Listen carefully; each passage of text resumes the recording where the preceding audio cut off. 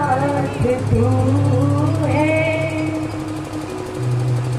नहीं मैं अकेला, मेरा नाथ तू है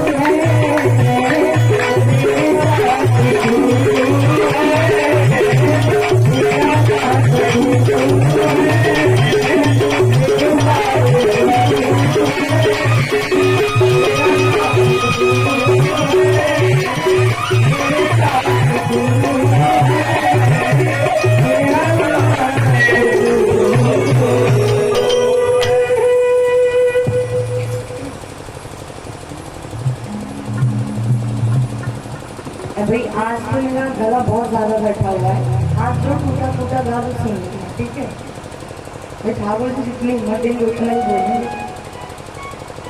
मैं कैसे भी करके बोल रही हूँ, जितना वो ठाकुर जितना बल दे रहे हैं लगा रही हूँ मैंने। तो अपना वास्तव में कौन है? ठाकुर जी। मेरा नाम तू है, नहीं मैं अकेला, तेरा दास हूँ मैं, तेरे गीत गाऊं, तुझे भूल करके भी मैं ना कभी भूल पाऊं।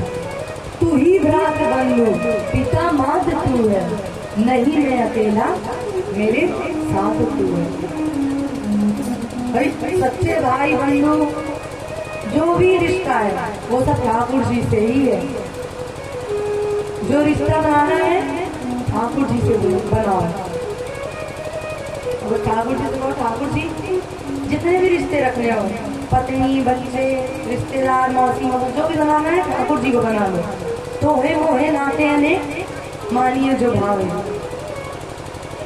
कई जन्मों से बुला रही हूँ, कोई तो रिश्ता जरूर होगा। कई जन्मों से बुला रही हूँ, कोई तो रिश्ता जरूर होगा। ठाकुर जी हमने आपसे खूब रिश्ते बनाए और उसमें से एक रिश्ता तो निभा जाओ। नजरों से नजरें मिला न पाओ, मेरी नजर का कसूर होगा। तुम ही तो मेरी आत्मा हो, तुम ही तो मेरे परमात्मा हो। मुझे में रह कर मुझे से पर्दा। ठाकुर जी आप तो हमारे ही भीतर रहते हो ना, फिर पर्दा क्यों करते हो?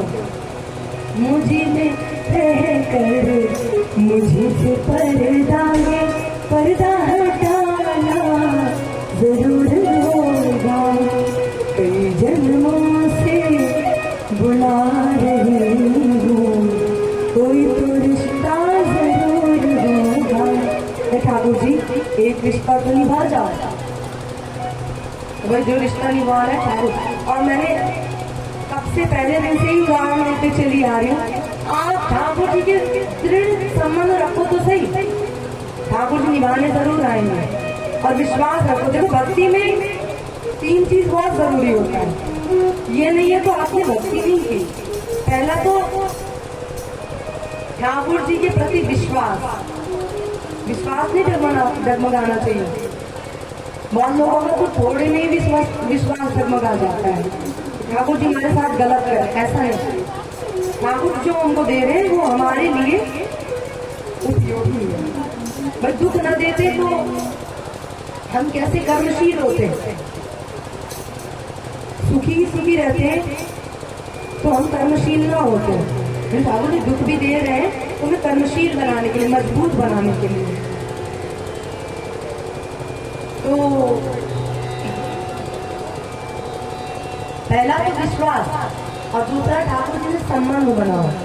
कोई ना कोई ठाकुर जी से संबंध रखो। भक्ति कर रहे हो ठाकुर जी से एक संबंध जरूर बनाओ। चाहे जो आपके जीवन में जो भी संबंध का अभाव है, आपके बेटा नहीं तो बेटा बनाओ, बेटी नहीं तो बेटी, ठाकुर जी सब रूपों में हो। और तीसरा समर्पण, शरणागत हो जाओ ठाकुर जी। ठाकुर जी कर लो कराने प्रभु जो है तेरी मर्जी, ये जीवन है तेरे हवाले, मुरलिया वाले। तो भाई क्या सुना रही थी मैं? ठाकुर जी, ठाकुर जी कह रहे हैं संसार में कोई किसी का नहीं है। ठाकुर जी बोले जिससे बताओ मैंने इतना प्रेम किया वही अपना नहीं। मुझ पे संशय कर ली, खुद मेरी पत्नी सत्यभामा ने मुझ पे संशय कर लिया। और कहते हैं कि सत्यभामा को तो ठाकुर जी पे इतना गुस्सा आया कि सत्यभामा ने ठाकुर जी से बोलना ही बंद कर दिया। ठाकुर जी बोले कि अब मैं मनाने भी नहीं जाऊंगा। भाई मैंने चोरी तो नहीं की है, इसको लग रहा है कि मैंने चोरी की है। भी कोई बात नहीं, गुस्सा है तो गुस्सा रहने दो, मैं मनाने भी नहीं जाऊंगा, मैं तो सिर्फ सिद्ध करके दिखाऊंगा। देखो ठाकुर जी ज्यादा सिद्ध नहीं करते, मतलब ठाकुर जी ज्यादा सफाई नहीं देते कि मैंने नहीं चुराया। ठाकुर जी तो सीधा सिद्ध। आपके भी ऊपर इल्जाम कोई लगे ना ज्यादा सफाई मत दो, नहीं फंसोगे। और सफाई वही देता है जिसकी गलती रहती है, वो सीधा सिद्ध कर। ठाकुर जी ने तो सीधा सिद्ध किया। ठाकुर जी बोले नहीं बात कर रही तो कोई बात नहीं, मैं भी बात नहीं करूँगा, जाओ।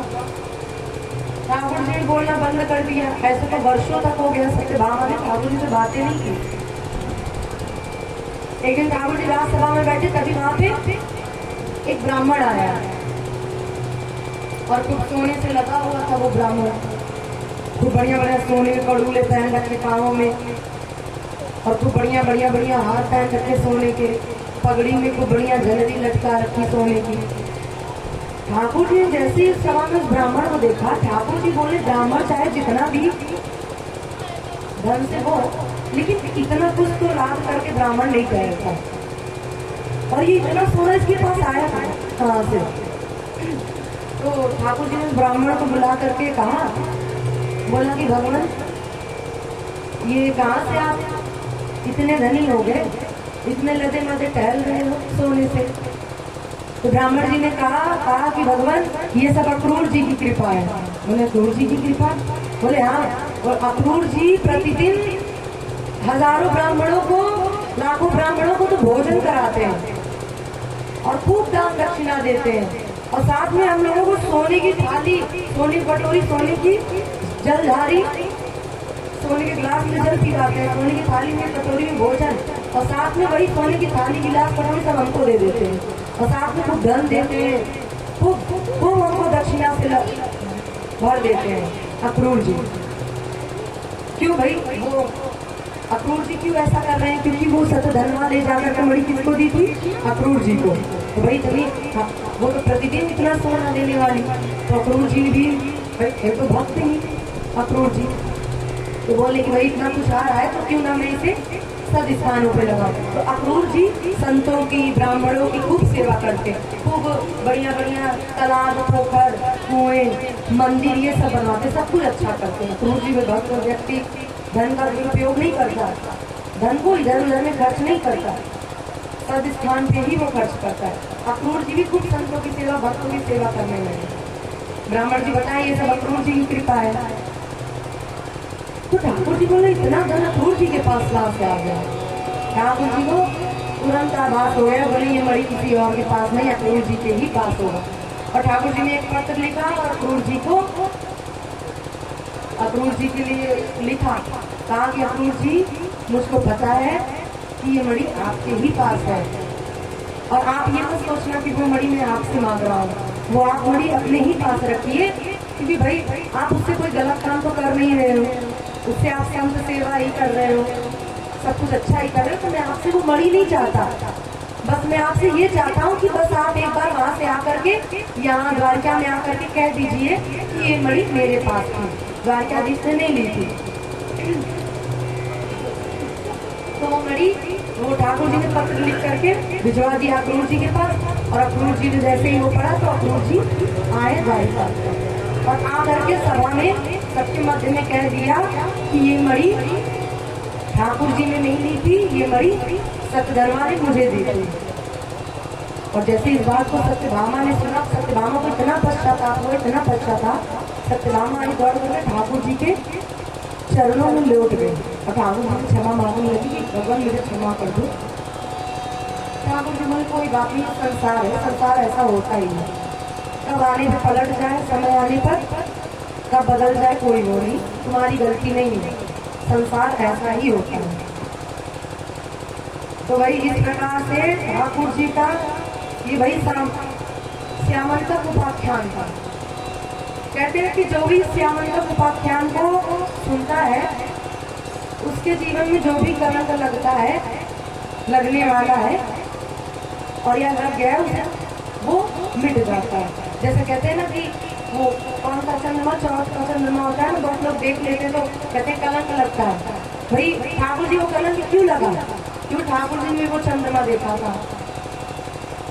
यशोदा मैया ने मना किया था ज्यादा और चंद्रमा को मत देखिए, ठाकुर जी ने ठीक है मैया मैं ना देखूंगी, लेकिन ठाकुर जी जैसे ही सिर नीचे करके गौशाला गए तो ठाकुर जी चंद्रमा को नहीं देख रहे, नीचे सिर करके चल रहे। तभी गौमूत्र में ठाकुर जी को चंद्रमा की परछाई दिखाई दी। ठाकुर जी ने चंद्रमा को देख के लिए ठाकुर जी ने बोले जे फंसो, ऊपर देखो तो फंसो, नीचे देखो तो फंसो। ठाकुर जी ने भी वो चंद्रमा देखा था। और भागवत में भी लिखा है कि जो भी श्यामंतक उपाख्यान को सुनता है उसके जीवन से कलंक दूर होता है। और जब जब चंद्रमा दिख जाए ना, चौथ वाला, यही ठाकुर जी का ये दूसरा विवाह तीसरा विवाह सुन लो, पूरा श्यामंतक उपाख्यान, आपका कलंक जो लगने वाला होगा वो दूर हो जाएगा। तो भाई ठाकुर जी का दूसरा विवाह किससे हुआ? सत्यभामा से। और फिर ठाकुर जी के 3 विवाह हो गए। और ठाकुर जी का चौथा विवाह किससे हुआ? कालिंदी मीरा से। कालिंदी कौन? श्री यमुना महारानी। एक ठाकुर जी और अर्जुन रथ पे बैठ करके जा रहे थे। उसी समय अर्जुन ने देखा कि एक श्याम वर्णा एक कन्या नदी के किनारे बैठ करके तपस्या कर रही है। अर्जुन बोलेंगे कितनी सुंदर ठाकुर जी है। अर्जुन तो रीझ गए उसका रूप देख करके। वो कोई और नहीं, यमुना महारानी की तपस्या कर रही थी गाँव।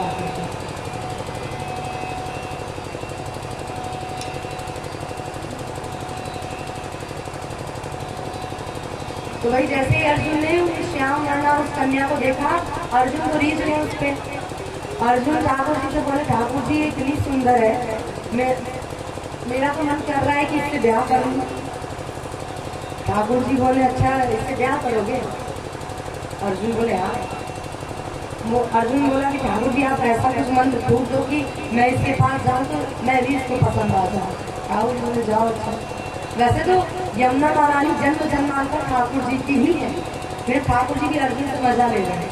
ठाकुर जी को तो पता है ये तो केवल मेरी है, लेकिन अब अर्जुन के मन में देख कर ठाकुर जी आ जाओ जाओ। और जैसे ही अर्जुन गए, बड़ा अच्छे से सर थोड़ा अपने आप को सहज किया कि ये भी मुझको पसंद कर ले, और वो तो तपस्या कर रहे हैं। तभी अर्जुन गया, बोला हे सुंदरी, हे श्याम वर्णा, आप कौन हो? आप यहाँ पे कब क्यों कर रही हो? वो तो ध्यान में नहीं थी। जैसे ही नेत्र खोले, बोली अर्जुन तुम कैसे पधारे यहाँ पे? बोले अरे तुम मेरा नाम नहीं जानती हो? बोली क्यों नहीं जानती हो? क्यों नहीं जानती आपका नाम? आप तो मेरे प्रियतम के सखा हो ना। और अर्जुन बोला मतलब आप किसी और से भी प्रेम करती हो? बोले हाँ, श्री द्वारिका भी वो मेरे प्रियतम है। तो अर्जुन ने मुट्ठी बांधी, ठाकुर जी की ओर टेढ़ी नजर करके देखा, देखो इनको लेने आया था ये भी इन्हीं की हुई, और मुझे चिढ़ा रहे थे, मुझे भेजा कि हाँ जा तुम्हारी हो जाएगी। ठाकुर जी मुस्कुरा रहे खड़े खड़े। वही यमुना महारानी तो जन्म जन्मांतर की ठाकुर जी की है। बोली मैं इसलिए तब कर रही हूँ कि ठाकुर जी मुझे पति के रूप में मिले। और ठाकुर जी का चौथा विवाह किससे हुआ? श्री यमुना महारानी से। श्री श्याम सुंदर श्री यमुना महारानी की। एक और छोटा सा भाव, यमुना मैया आई है तो उनके लिए भी भाव गाते बन जाएगा तो गा दूँ। मीठे रस से भरी राधा रानी लागे, महारानी लागे, माने खारो खारो जमुना जी पानी लागे।